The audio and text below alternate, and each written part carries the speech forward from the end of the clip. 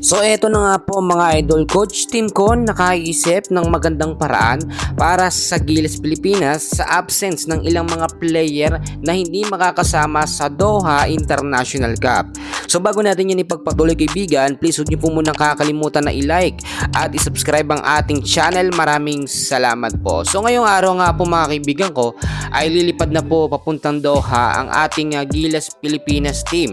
Do yung ibang mga player nandoon na mga kaibigan, no, yung mga nanggaling sa Japan B-League, dumiretso na ho sila at yung Gilas Pilipinas na natira dito sa Pilipinas, nag-practice sila kahapon sa PhilSports Arena and so far sa practice nila, nagkaroon naman ng maganda o maayos na linaw sa panibagong sistema nga po na gagawin ni Coach Tim Con.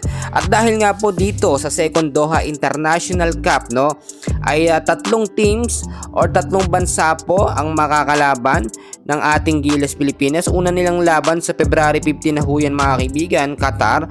Pangalawa naman Lebanon sa February 16 at February 17 ang Egypt. Kakulangan natin, meron tayong kulang ngayon sa mga player. Tulad na lamang ang depensa ni Kai Sotto mga kaibigan, hindi po natin mapapanood. Wala tayong Kai Sotto ay nga po meron siyang problema o injured siya sa ACL injury niya mga kaibigan. At si Troy Rosario kasalukuyan pa rin may injury at hindi pa sigurado kung makakapaglaro. Ganon din si Brawley may iniinda. At eto namang si Japet Aguilar nagkaroon po ng family issue. Ang daming problema, medyo yung ibang player ng Gilas Pilipinas hindi po makakapaglaro. Pero good news naman dahil nagbabalik nga si AG Edo at ibang player ng Gilas Pilipinas so far available naman. Pero yung sinasabi natin na Twin Tower sa panibagong sistema ni Coach Tim Con ay malabong mangyayari. Junmar Fajardo, available yan mga kaibigan.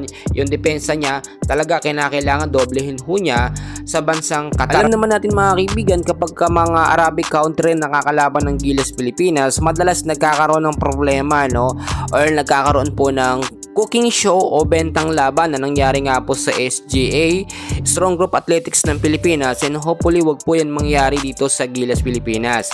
Nakita naman natin kulang tayo ngayon ng Gilas Pilipinas at ilang araw na lang din ang February window, February ngayon na, no, sa FIBA Asia Qualifiers 2025, kinakailangan din natin paghandaan ng New Zealand mga kaibigan ko. Matatangkad ng player nila, for sure tuwan-tuwa sila ngayon dahil wala ang ating pambato na si Kai Sotto, hindi mangyayari yung Twin Tower, and hopefully okay na rin yung mga ibang injured player nga po ng Gilas Pilipinas tulad na lamang ni Troy Rosario.